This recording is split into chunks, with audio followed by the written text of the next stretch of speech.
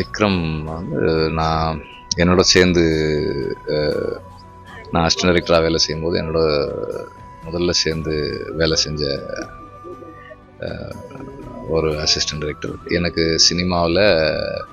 சினிமாவில் கிடைச்ச முதல் நட்பு வந்து விக்ரமுடையது தான். நாங்கள் பாலுமகேந்திரா சாரோட கதை நேரம் ஒர்க் பண்ணோம், ஜூலி கணபதி ஒர்க் பண்ணோம்.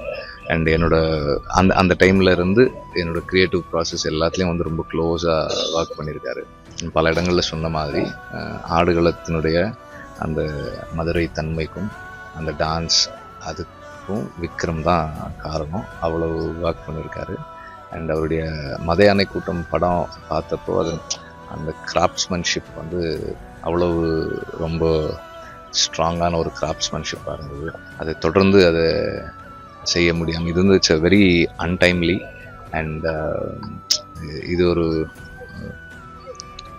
பல பேருக்கு ஒரு ஈடு செய்ய முடியாத இழப்பு தான். இன்னும் அவருடைய பெஸ்ட்டு தமிழ் சினிமாவுக்கு கிடைக்காம போயிடுச்சு அப்படின்னு தான் நான் நினைக்கிறேன். ஒரு பெரிய இழப்பு.